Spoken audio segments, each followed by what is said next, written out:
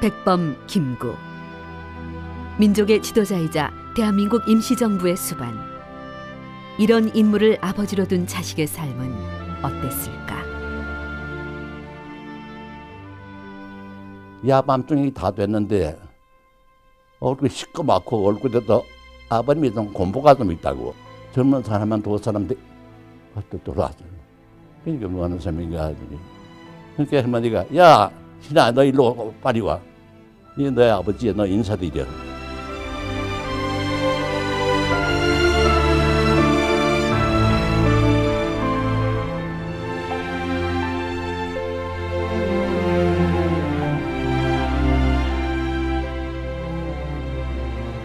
김 씨는 중국 고아원에 맡겨졌다. 그건 어머니의 유언이었는데 독립운동가 남편이 자식에게 신경 쓸 여유가 없을 것을 어머니는 아셨던 것이다. 고아가 될 뻔한 김신을 품은 이는 할머니 광락원 여사였다. 한 집에서 못 살아서 난 그 조모님하고 꼭 같이 할머님은 나를 뭐 옆에 꼭 있어야 되고 난 또 할머니가 꼭 옆에 있어야 되고.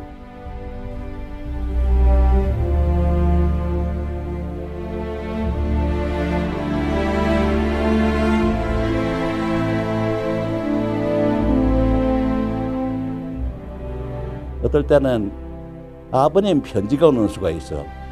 하도 아버지도 그리웠고 그래가지고선 뒤에 우편대 가지고서 냄새 다 맡아보고 네가 아버지가 침으로 붙였겠지. 그 나도 맡아본다 말이지.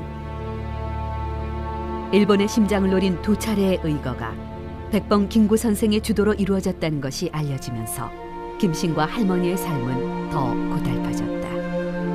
일본의 집중 감시를 받게 된 것. 두 사람은 황해도에서 중국으로 탈출하게 되는데 중국도 안전하지 않았다. 중일 전쟁이 발발하며 일본 군대가 본토까지 압박해 들어온 것.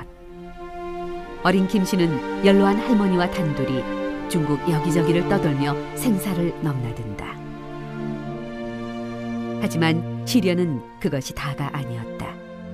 할머니의 죽음, 김신의 전부가 무너졌다. 할머니가 나한테 할머니가 아니고 할머니가 나의 어머니야. 어머니 얼굴도 못 보고 어머니 불러도 못 보고 어머니 저 꼭지도 물어보지 못하고 할머니 내가 나한테는 전부야.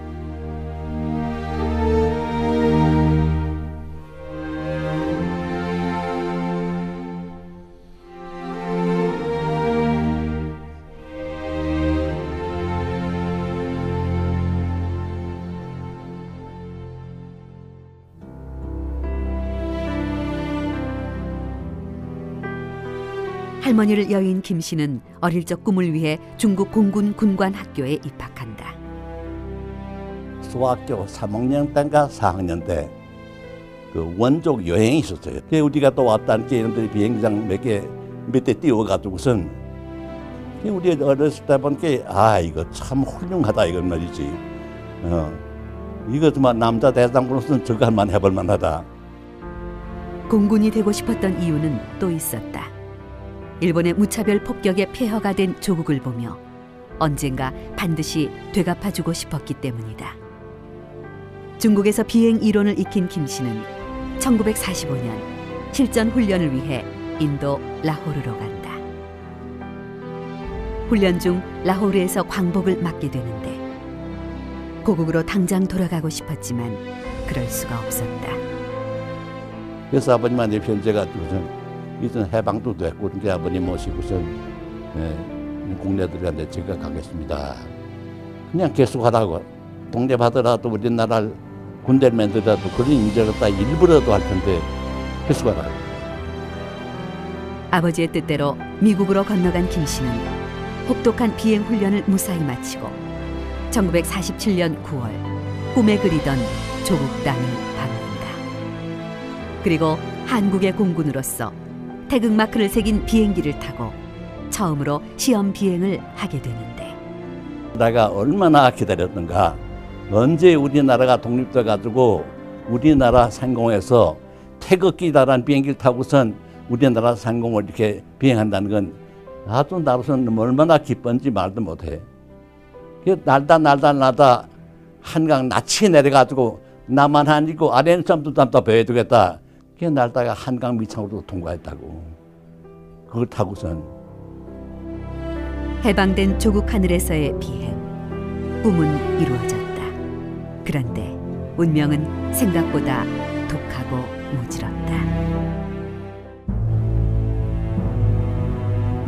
광복 후 남과 북은 이념적으로 대립했다. 하나가 아닌 조국을 두고 볼 수 없었던 김구 선생은 분단을 막기 위해 노력했지만 허사였다. 그리고 얼마 후 우려했던 일이 터지고 만다.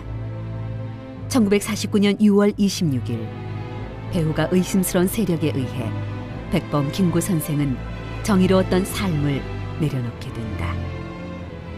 비극은 거기서 끝이 아니었다. 한국 전쟁, 동족이 서로 총뿌리를 겨누게 되는데 남한의 공군이었던 김씨는 분단된 조국 저편에 포탄을 떨어뜨리게 된다.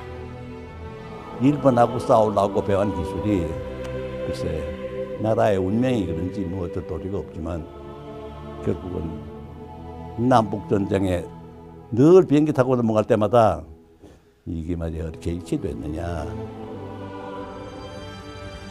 군인이라는 사명감과 애국심이 없었다면 버텨내기 힘든 현실 속에 1952년 1월 엄청난 임무가 떨어진다. 북한의 주요 후방 보급로 승오리 철교를 차단하라. 미군과 유엔군이 500회 이상 출격해도 폭파시킬 수 없었던 작전 명령이었다. 하지만 김신대령의 과감한 전술과 대원들의 목숨을 건 공격 끝에 승오리 철교를 폭파하는 데 성공한다.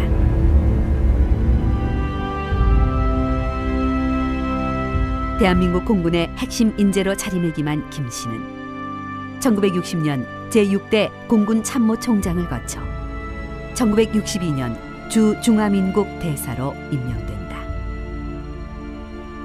아버지 때부터 인연을 쌓은 장개석 총통과의 친분과 신임을 바탕으로 한국과 대만의 관계를 돈독히 하는데 큰 역할을 하고, 이후 정부 요직을 두루 거쳐 구순을 넘긴 현재 김씨는 아버지가 남긴 유산이자 민족의 보물인 백범일지 속 숭고한 정신과 사랑을 후세에 알리는 데 여념이 없다.